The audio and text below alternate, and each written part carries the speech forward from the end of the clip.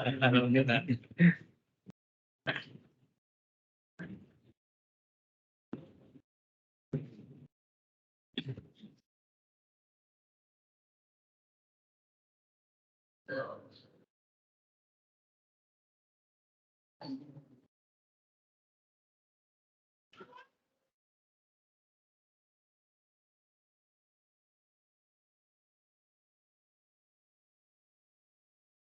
Assalamualaikum warahmatullahi wabarakatuh.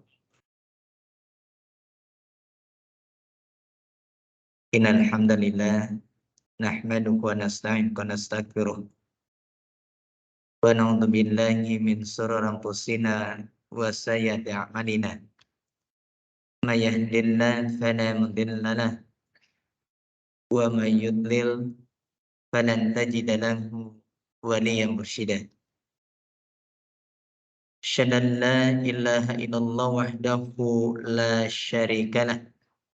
Asyhadu anna Muhammadan abduhu wa rasuluh alladzi la nabiyya ba'dah. Ya ayyuhalladzina amanu taqullaha haqqa tuqatih wa la tamutunna illa wa antum muslimun. Ya ayyuhan nas ittaqu rabbakum alladzi khalaqakum min nafsin wahidah wa khalaqa minha zawjaha wa batta minkum rijalan katsiran wa nisaa'an wattaqullaha alladzi tasaaluna bihi wal arham innallaha kana 'alaikum raqiba. Ya ayyuhalladzina amanu taqullaha wa qulu qawlan sadida yuslih lakum a'malakum wa yaghfir lakum dhunubakum wa may yuti'illah wa rasulahu faqad faza fawzan 'azima. Amma ba'd. Alhamdulillah alladzi bi ni'matihi tatimmus shalihat. Hari ini kembali dipertemukan oleh Allah Subhanahu wa taala setelah bulan Ramadan. Kita libur kajian sore atau kajian maghrib diganti dengan kajian ba'da duhur. Dan pada pertemuan ini maka kita sedikit masih melanjutkan tentang yang berkaitan materi-materi kemarin, berkaitan dengan dosa-dosa yang ini banyak dilakukan oleh kaum muslimin. Lalu bagaimanakah setelah kita mengetahui dosa-dosa yang dianggap biasa oleh sebagian kaum muslimin, dan kemudian juga kita pun mengetahui Di antara pengaruh-pengaruh buruk dari dosa yang dilakukan oleh kaum muslimin, maka selanjutnya adalah kita akan membahas tentang apakah yang bisa menggugurkan dosa-dosa bagi kaum muslimin. Karena kita manusia mengetahui bahasanya Allah Subhanahu wa taala itu menjamin lewat lisan Rasulnya bagi setiap muslim yang dia adalah ahlu tauhid, maka dia dijamin untuk masuk surga Allah Subhanahu wa taala. Ya kan? Dijamin ya untuk masuk surga Allah Subhanahu wa taala. Jadi seperti itu.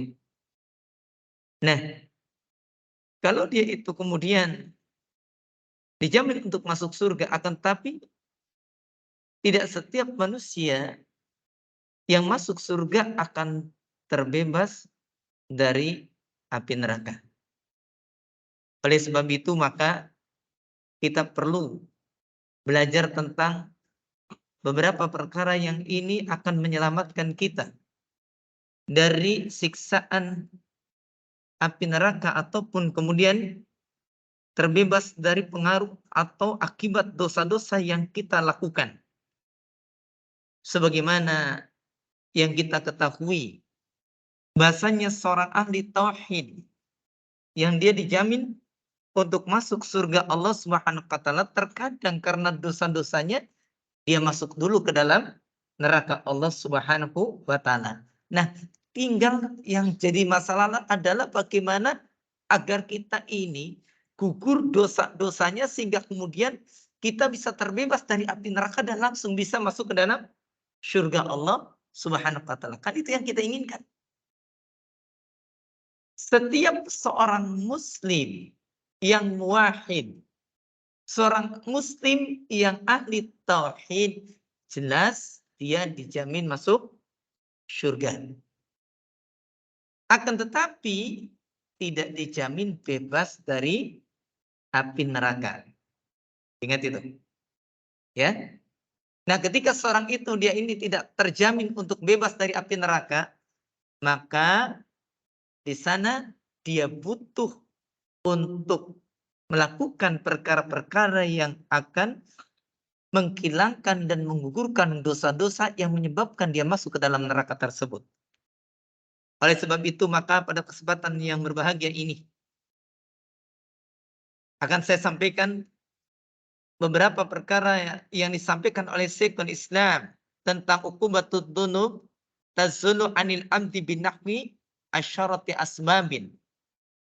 Sesungguhnya hukuman dosa-dosa yang orang ketika dia melakukan dosa dia akan mendapatkan hukuman di neraka Allah Subhanahu wa taala, itu akan hilang dari seorang hamba dengan 10 sebab, kata Syekhul Islam.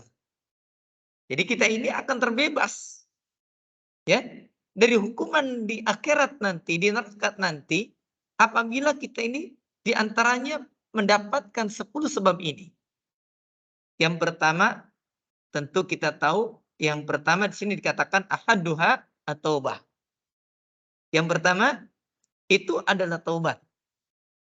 Kalau kita bertobat kepada Allah Subhanahu wa taala kemudian Allah menerima taubat kita, maka kita pun tahu Allah Subhanahu wa taala akan menghapuskan dosa-dosa kita. Ya. Dengan bertobat kepada Allah Subhanahu wa taala, maka dijamin dosanya akan dihilangkan. Ya. Ini sebagaimana yang kita tahu Allah Subhanahu wa taala mengajarkan kepada kita tentang bertobat tersebut, diterangkan diantaranya di dalam beberapa ayat-ayat Allah Subhanahu wa taala. Sebagaimana di dalam surah Az-Zumar ayat yang ke-53. Allah Subhanahu wa taala mengatakan, "Qul ya ibadi." Katakan wahai hambaku alladzina asrafu ala anfusihim. Yang mereka adalah orang yang melampaui batas atas diri-diri mereka. La taqnatu mir rahmatillah. Janganlah kalian berputus asa dari rahmat Allah Subhanahu wa taala. Innallaha yaghfiru dzunuba jami'an. Sesungguhnya Allah Subhanahu wa taala itu akan mengampuni dosa-dosa seluruhnya. Innahu huwal ghafurur rahim. Sungguhnya dia Allah Subhanahu wa taala adalah Maha Pengampun lagi Maha Penyayang. Begitu pula di dalam ayat yang lain pada surah Al-Furqan pada ayat yang ke-71 Allah mengatakan illa man taba wa amana wa amila amalan salihan. Kecuali orang-orang yang bertobat kepada Allah, dia beriman dan beramal dengan amalan yang salih. Faulaika yubaddilullah sayyi'atikum hasanat. Maka Allah akan menggantikan keburukan-keburukan mereka itu dengan kebaikan-kebaikan. Bahkan Allahu ghafurur rahimah. Ini pada ayat yang ke-70 dikatakan Allah Subhanahu wa taala Maha Pengampun lagi Maha Penyayang. Jadi yang pertama kita sudah tahu itu dengan apa? Dengan taubat. Lalu kemudian yang kedua as-sababus tsani. Di antara sebab yang kedua, sebab yang akan menjadikan dosa-dosa itu digugurkan sehingga seorang itu dia terhindar dari hukuman akibat dosa yang dia lakukan. Seharusnya orang berdosa dia itu kena hukuman dari Allah Subhanahu wa taala. Ini akan bisa dihilangkan. Yang kedua adalah dengan apa? Al-istighfar. Yaitu dengan istighfar. Ulang kali saya katakan terkadang kita bingung membedakan antara istighfar dengan taubat. Ya. Kalau disebutkan taubat termasuk istighfar, disebutkan istighfar termasuk taubat. Tapi kalau disebutkan dua-duanya, maka ini akan berbeda. Kalau istighfar itu adalah minta ampunan pada Allah pada dosa yang telah lalu. Makanya dosa itu diistighfari. Kalau kita punya dosa masa lalu kemudian kita istighfari, maka itu adalah minta ampunan kepada Allah atas dosa yang telah lewat. Adapun tobat maka adalah yaitu minta penjagaan kepada Allah dari dosa yang akan datang. Makanya tobat itu tidak bisa kita melihatnya sekarang hasilnya, tapi nanti sampai kita ya sampai pada akhir hidup kita, yaitu ketika kita sudah mati maka kita akan tahu apakah tobat kita benar ataukah salah. Barangkali dikatakan benar tobatnya kalau dia tidak mengulangi lamanya, dan itu tidak akan bisa ketahuan kecuali setelah wafat, setelah meninggal. Ya, seperti itu. Maka ada kalimat yang kedua as-sababus tsani al-istighfar kama fis sahihain. Yang kedua adalah istighfar sebagaimana yang disampaikan di dalam dua kitab sahih. Anin Nabi sallallahu alaihi wasallam, dari Nabi sallallahu alaihi wasallam annahu qala, sesungguhnya Rasulullah sallallahu alaihi wasallam bersabda. Kata Rasul, idza adnaba abdun, apabila seorang hamba dia berbuat dosa dan dengan satu dosa, faqal, maka kemudian beliau berkata, ay Rabbi, wahai Tuhanku, aznabtu dzanban faghfirli, aku telah berbuat dosa maka ampunilah aku. Faqal, maka Allah SWT akan menjawab, alima abdi anna laku rabban yaghfiru dzunuba wa ya'khudhu bi. Maka kemudian hambaku dia telah mengetahui sesungguhnya dia memiliki Tuhan yang bisa mengampuni dosa dan bisa menghukum dengan dosa. Qad ghafartu li amdi, dan sungguh aku telah mengampuni dosa bagi hamba. Ya, ini gara-gara dia apa? Dia mengatakan faghfirli, ya Allah ampunilah aku. Ini namanya istighfar, mohon ampunan kepada Allah Subhanahu wa taala. Hadis ini diriwayatkan Imam Al-Bukhari pada hadis yang ke-6953, Imam Muslim hadis yang ke-4953 pula. Lalu kemudian diterangkan pula bahasanya wa fi sahih Muslim anin Nabi sallallahu alaihi wasallam, di dalam sahih Muslim dari Nabi sallallahu alaihi wasallam annahu qala, sungguhnya Nabi sallallahu alaihi wasallam dia bersabda. Kata Rasulullah sallallahu alaihi wasallam, "Lau lam tadhnibu", seandainya kalian tidak berbuat dosa, La dhahaballahu bikum. Sungguh Allah akan menghilangkan kalian. Wala ja'am biqaumin, dan sungguh Allah pun akan mendatangkan satu kaum yadnibuna, yang mereka melakukan perbuatan dosa, tsumma yastaghfiruna, kemudian mereka pun mohon ampun kepada Allah Subhanahu wa taala. Fayughfaru lahum, maka kemudian di sana pun dikatakan maka diampuni dosa bagi mereka. Jadi kata Rasulullah sallallahu alaihi wasallam, seandainya kalian itu tidak melakukan perbuatan dosa, lempeng terus, kalian dalam keadaan tidak pernah memiliki dosa sama sekali, maka yang seperti ini nanti sama Allah akan dihilangkan, diwafatkan semua. Setelah itu kemudian akan didatangkan satu kaum, yang kaum ini adalah kaum yang melakukan dosa, kemudian beristighfar, mohon ampunan kepada Allah, lalu mereka pun diampuni. Ini dalil bukan menunjukkan bahasanya kita disuruh berbuat dosa, bukan. Ini saking menunjukkan bahasanya Allah itu maha luas ampunannya. Dengan sebab permintaan diampuni dosa tersebut, maka dihapuslah, gugurlah dosa-dosanya. Ya, ini sebagaimana diterangkan di dalam hadis sahih riwayat Imam Muslim pada hadis yang 4936. Ya. Itu sebab yang kedua. Jadi dosa itu akan bisa gugur selain dengan tobat, juga dengan istighfar. Lalu kemudian as-sababus salis, sebab yang ketiga. Ya.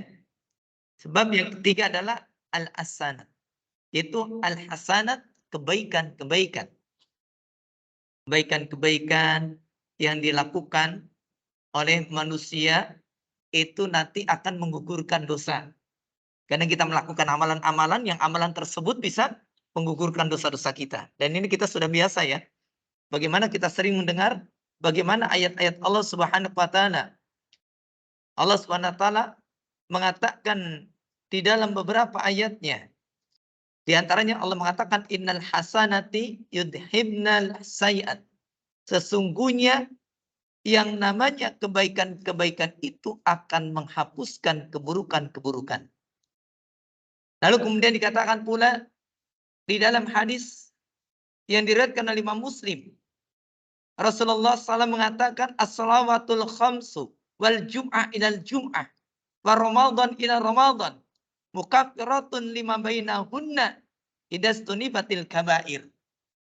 Maka Rasul pun mengatakan sholat 5 waktu, Jumat sampai Jumat yang akan datang, Ramadan sampai Ramadan yang akan datang, itu akan menggugurkan apa yang ada di antara keduanya jika dijauhi dosa-dosa besar. Jadi kalau kita ini melakukan amalan-amalan kebaikan, maka amalan kebaikan itu secara otomatis menghapus dosa-dosa kita. Tapi itu dosa-dosa kecil. Bukan dosa-dosa apa? Bukan dosa besar, dosa kecil. Kalau dosa besar butuh dengan apa? Butuh dengan tobat. Ya. Jadi ini yang menggugurkan dosa diantaranya adalah yaitu amalan-amalan. Contohnya itu. Atau yang lainnya. Ketika di bulan Ramadan Rasul mengatakan man shoma ramadhana imanan wa ihtisaban. Barang siapa yang berpuasa di bulan Ramadan dengan dasarnya iman dan ihtisab. Ya. Ini kalau kita sering mendengar ini biasanya kita sudah maklum ya. Wah ini memang perkara-perkara yang biasa dikatakan sebagai mukaffiratun dzunub, penggugur dosa. Jadi dosa itu ya, Bapak-bapak, Ibu-ibu yang kami hormati, itu terkadang terhapus dengan amalan-amalan kita. Walaupun kita belum sempat mentaubati, tapi kalau kemudian kita melakukan satu amalan-amalan, contohnya sholat, antara sholat ya, dukur dengan asar, kemudian di antara dukur dengan asar itu kemudian kita melakukan dosa, tapi bukan dosa besar. Ini dosa kecil. Dengan kita sholat asar itu, maka ini gugur semuanya. Syaratnya ini bukan dosa besar. Dan syaratnya di sana kita menjauhi dosa besar. Tapi kalau ada dosa besar, maka dosa kecil ini tidak bisa dihapuskan. Maka butuh dengan apa? Dengan taubat. Nah, kalau dosa-dosa ini tidak terhapuskan di akhirat nanti, ini yang akan memberatkan kita sehingga terjatuh ke dalam api neraka Allah Subhanahu wa taala. Nauzubillah min dzalik. Makanya sebelum terjadi seperti itu, kita hapuskan dari sekarang. Seperti saum di bulan Ramadan, Rasul mengatakan man shoma ramadhana imanan wa ihtisaban. Barang siapa yang berpuasa di bulan Ramadan, dasarnya karena iman, dasarnya karena ihtisab, mengharapkan pahala dari Allah, ghufira lahu ma taqaddama min dzambi, maka akan diampuni bagi dia dosanya yang telah lalu. Ini ada dalam hadis riwayat Imam Al-Bukhari. Begitu pula tentang puasa, tentang sholat, haji. Kita tahu haji mabrur menghapuskan dosa. Ya, itu semuanya adalah ya, termasuk ketika seseorang itu dia kehilangan anaknya, kehilangan hartanya, itu pun bisa menggugurkan dosa. Jadi kebaikan-kebaikan yang kita lakukan itu akan menghapuskan dosa-dosa kecil yang telah dilakukan oleh kita. Termasuk kalau kita ini misalkan memerdekakan budak. Berarti itu amalan kita. Itu pun bisa membebaskan kita dari api neraka. Ya, atau yang semacam dengan itu. Sedekah, yang lainnya. Pada prinsipnya setiap amalan-amalan itu akan menggugurkan dosa jika dijauhi dosa-dosa besar. Jadi 1, 2, 3 ini saya kira familiar. Nanti ada yang bagian ke bawahnya yang kita terkadang belum mengetahuinya. Lalu kemudian wasababur ad-dafil lil iqam. Di antara sebab keempat yang akan bisa menolak dari siksa, yaitu adalah du'aul mu'minin lil mu'min. Itu doanya doanya kaum muslimin, doanya kaum mukminin bagi orang mukmin. Ya. Kita lihat doanya orang-orang beriman bagi seorang muslim. Makanya jangan remehkan doa ini. Seringkali kita ya, tolong mintakan doa. Doakan agar saudara kita diampuni. Doakan agar saudara kita ini kemudian dihapuskan dosanya. Ini doa. Di antaranya apa? Dalam sholat jenazah. Kenapa di dalam sholat jenazah itu antara sholat jenazah orang dewasa dengan anak kecil itu berbeda? Ya, apa fungsinya sholat jenazah? Itu mendoakan ampunan. Semakin banyak yang mensolati, apalagi dia adalah seorang ahli tauhid, dia seorang mukmin, maka kemungkinan besar diampuni dosanya itu sangat besar sekali. Makanya usahakan ya kita ini mengusahakan agar yang mensolati jenazah kita nanti adalah yaitu orang-orang mukmin lagi muwahhid. Nah ini penting. Ya. Kenapa? Kita butuh dengan doa mereka. Makanya kan doanya Allahumma fir lahu warhamhu, kan begitu kan? Itu doa, ikhwah. Loh, kalau untuk anak-anak perlu nggak seperti itu? Kalau untuk anak-anak ya tidak perlu karena anak-anak itu belum menanggung dosa. Bacaan untuk jenazah orang dewasa yang sudah akil balik dengan anak-anak berbeda cara bacaannya. Tidak bisa disamakan. Dan ini kadang jarang yang disampaikan ya. Kita mau jenazah dewasa, anak-anak, kadang kita sama aja doanya. Padahal berbeda. Ya. Kalau untuk anak-anak ada beberapa doa-doa yang diajarkan oleh Rasulullah Sallallahu Alaihi Wasallam. Kita kembali. Doanya orang-orang mukmin bagi orang mukmin yang lain. Contohnya adalah pada saat jenazah dari Ibunda Aisyah, beliau mengatakan dalam riwayat Imam Muslim pada hadis yang ke-1576. Maka di sana dikatakan ma min mayyitin yusalla alaiki ummatun minal muslimin yablughuna mi'ah. Di sana dikatakan tidaklah satu mayit yang disolati atasnya satu golongan umat dari kaum muslimin yang mencapai 100 orang. Seluruhnya yashfa'una, seluruhnya mereka memberikan syafaat ila syufi'ufi, melainkan dia akan diberikan syafaat. Jadi tidaklah satu mayit, satu jenazah, orang yang meninggal kemudian dia disolati oleh segolongan kaum muslimin sampai pada yabluguna mi'ah, mencapai 100 orang. Dalam hadis yang lain 40. Ini 100. Nah, kalau sudah sampai seperti itu, yang seluruhnya itu yashfa'una, seluruhnya meminta syafaat atau memberikan syafaat, memintakan ampunan untuk orang tersebut. Illa syafi'ufi, melainkan akan diberikan syafaat padanya. Nah, ini diantaranya ya. Makanya hendaknya kita kemudian ketika sholat jenazah, jangan kemudian buru-buru udah langsung 1-2 orang sholat. Enggak. Minta tolong orang lain untuk mensolati. Minta orang lain untuk ikut mendoakan. Karena kita butuh dengan doa mereka. Jenazah itu butuh dengan doa kita yang hidup. Ini yang akan meringankan mereka. Itulah sebabnya sering saya katakan, ketika kita ini mensolati jenazah, tolong hadirkan hati kita ketika berdoa kepada Allah di dalam sholat tersebut. Kenapa? Karena suatu saat kita juga sama. Ketika kita mati, kita butuh dengan doa orang-orang yang masih hidup. Dan kalau orang yang berdoanya salah-salah, apa yang terjadi, ikhwan? Doanya tidak nyampe. Karena innallah ala yaqbalu du'a min qalbin ghafilin lakin, kata Rasul. Di dalam hadis riwayat Imam At-Tirmidzi dikatakan, sungguhnya Allah tidak akan menerima doa dari hati yang lalai lagi tidak konsentrasi. Makanya sholat jenazah kita menghadirkan hati untuk mendoakan jenazah tersebut. Jangan asal ikut sholat. Betul-betul mendoakan. Karena saudara kita membutuhkan doa kita. Begitu pula di dalam riwayat dari sahabat Abdullah bin Abbas.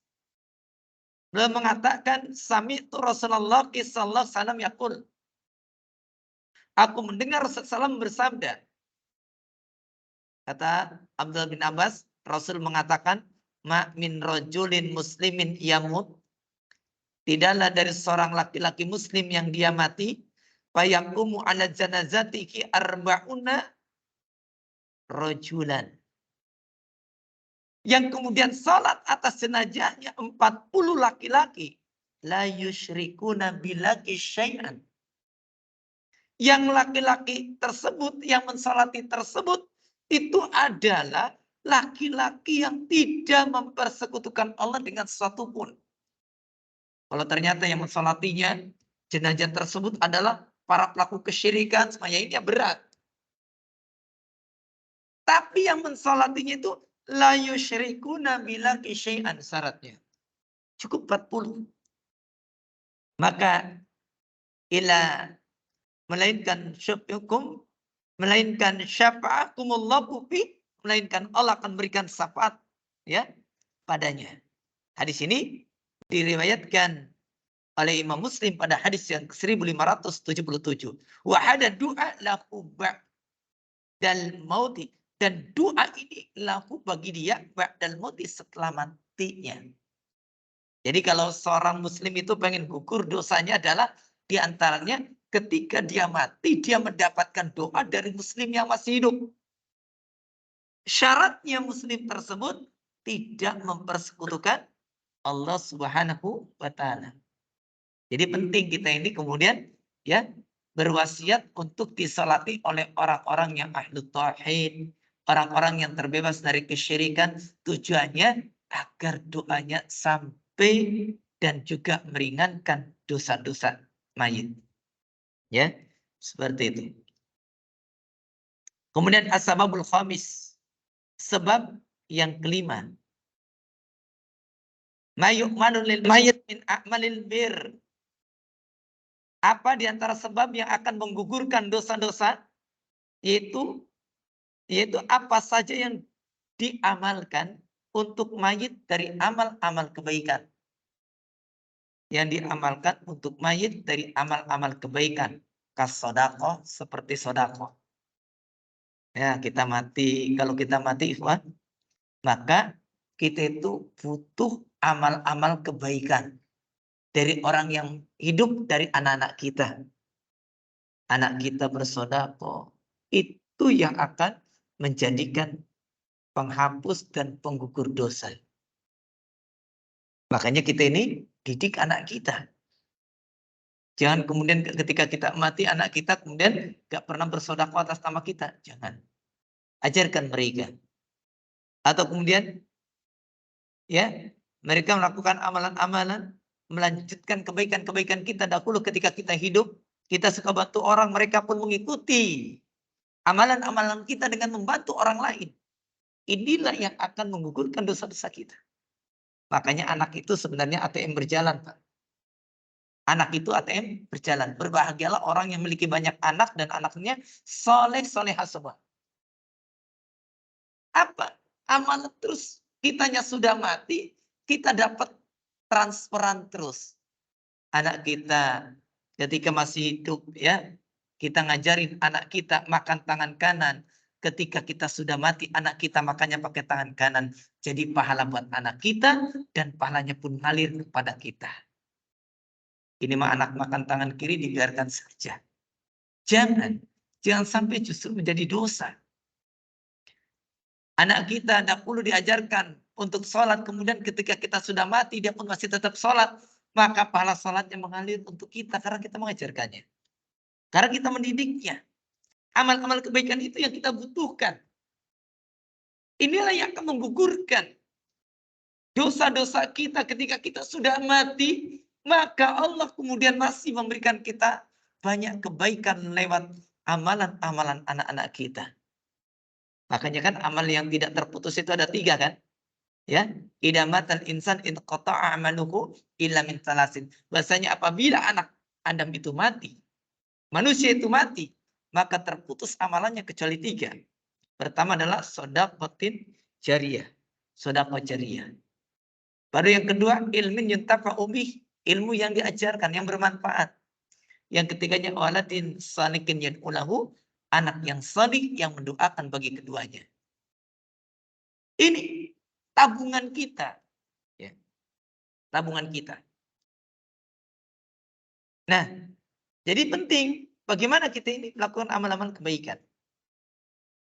Maka dikatakan fa inna hada yantafi'u biki binususis sunnah as-saqiqa as-sarihah. Dan ini memberikan manfaat. Amalan ini memberikan manfaat sesuai dengan nas-nas sunnah yang sahih lagi sharih. Yang sahih lagi sharih. Watifakul a'imah, dan ini pun ya sesuai dengan watifakil a'imah, dengan kesepakatan para imam-imam. Itu akan menjadi penggugur dosa kita. Ketika kita sudah mati, maka amalan-amalan anak kita itulah yang menggugurkan dosa kita. Makanya perlu mendidik anak dengan benar.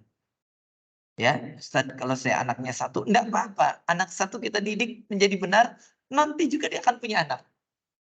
Nanti anaknya itu juga akan mengalirkan pahala terus. Karena mandala alal khair kafa'ilihi.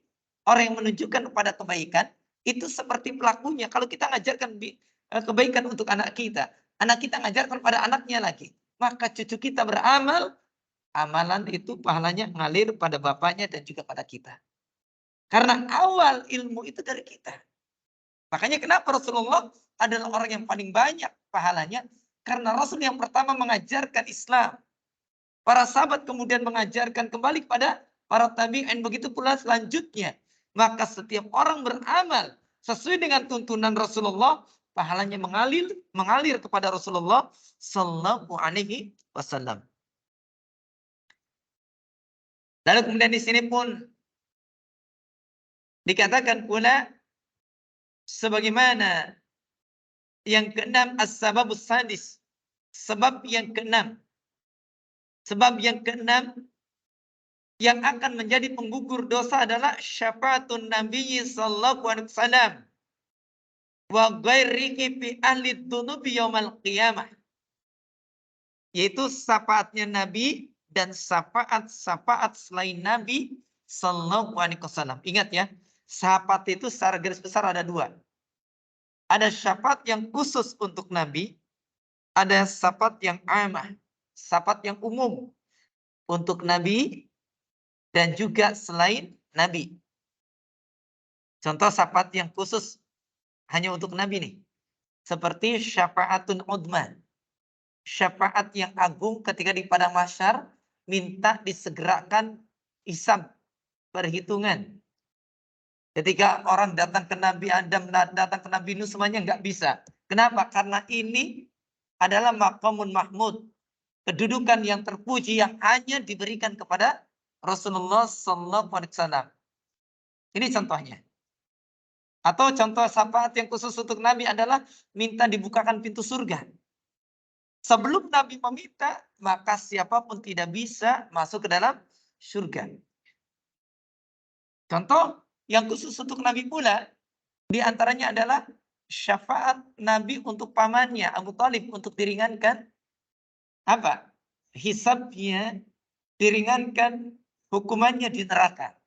Ini khusus untuk Nabi. Tapi ada syafaat umum. Ada syafaat umum. Yaitu syafaat Nabi, syafaat orang-orang saleh, syafaat malaikat, termasuk syafaat saudara kita. Kalau kita memiliki teman-teman yang saleh, suatu saat mereka akan memberikan syafaat untuk kita. Makanya perbanyak teman-teman yang saleh. Jangan perbanyak teman yang salah. Yang saleh. Karena itu akan menjadi apa? Pemberi syafaat bagi kita saat kita mati. Jangankan teman yang saleh, saum, Quran itu akan menjadi syafaat bagi kita. Ya. Nah, ini ikhwan yang akan mengurangi dosa kita. Ini akan menggugurkan dosa kita. Makanya di sini dikatakan fi ahli dzunub yaumil qiyamah, bagi ahli orang-orang yang melakukan perbuatan dosa pada hari kiamat. Kama qad tawatarat anku hadisus syafa'ah, sebagaimana yang telah mutawatir tentang masalah ini dari hadis-hadis syafaat. Contohnya di dalam hadis yang sahih riwayat Imam Abu Dawud pada hadis yang ke-3965, Rasul mengatakan syafaati li ahlil kabair min umati. Kata Rasul, syafaatku itu berlaku untuk para pelaku dosa besar dari kalangan umatku. Ya. Jadi kita harus meminta, mencari syafaat. Mengejar syafaat Rasul, mengejar syafaat siapa? Syafaat sahabat-sahabat kita, orang-orang soleh. Minta syafaat pada mereka. Tapi ingat, ada syarat. Pengen dapat syafaat kan ada syaratnya ya. Masih ingat nggak? Orang kita ini banyak yang pengen syafaat tapi nggak ngerti syaratnya. Ya, syaratnya syafaat. Banyak yang kemudian mengharapkan syafaat Nabi tapi nggak tahu syaratnya syafaat. Syarat syafaat itu ada dua. Syarat yang pertama adalah yaitu idnullah ala syafi. Yaitu adanya izin Allah kepada pemberi syafaat. Nabi kalau mau memberikan syafaat izin dulu kepada Allah. Kalau Allah mengizinkan, maka baru Nabi memberikan syafaat. Tapi ini baru syarat pertama. Harus ada syarat yang kedua. Yaitu apa? Ridallah alal masyfu'an. Yaitu keriduan Allah kepada orang yang diberi syafaat. Jadi selain pemberi syafaatnya harus mendapatkan izin dari Allah. Yang diberi syafaatnya pun harus mendapatkan keriduan Allah. Dan kita tahu bahasanya penghalang ridho Allah itu apa? Asyirku, kesyirikan. Makanya ahli kesyirikan nggak bisa diberikan syafaat. Orang kita banyak kemudian pengen dapat syafaat, tapi banyak melakukan kesyirikan. Ya ini terhalang dari mendapatkan syafaat. Orang dia melakukan, ya, meminta dan berharap mendapatkan syafaat, tapi misalkan dia kafir. Orang kafir kan bisa dapat syafaat. Nah, ini diantaranya ya. Nah, jadi syafaat itu seperti itu. Nah, itu yang disampaikan di dalam hadis Rasulullah Sallallahu Alaihi Wasallam. Kemudian as-sababus sabi', sebab yang ketujuh yang akan menjadikan penghapus dosa adalah al-masaib, musibah-musibah. Kita dapat musibah, ya, Masya Allah. Walaupun kita terkena rasa capek, lelah, sakit, itu kalau kemudian kita bersabar kepada Allah, itu penghapus dosa. Makanya kalau kita ditimpa dengan satu musibah, entah sakit, hatta kelelahan, jangan ngeluh. Ini mah lelah, Pak, gimana? Capek, capek. Jangan. Sudah Anda bersabar. Dan itu akan menjadi penghapus dosa. Yang namanya kerja ya lelah, capek. Wong orang tiduran aja capek kok. Apalagi kalau orang kerja. Kalau kita gampang sakit, sudah tambah. Kenapa orang semakin tua, Pak? Semakin banyak yang dirasa. Ya, banyak kan? Waduh, pegel lah, encok lah, segala macam. Itu tuh sedang mengurangi dosa. Karena kita sudah mendekati, walaupun yang muda juga sama, dekat dengan kematian. Allah Subhanahu wa taala itu maha, Masya Allah, maha baik, ikhwan. Tahu kalau kemudian orang semakin bertambah usia, dia mulai banyak keluhan, pegel lah, gampang capek lah, jalannya susah lah, kepalanya suka nyut-nyutan. Jangan salah, Anda bersabar itulah pengukur dosa. Yang kerja juga sama. Ya.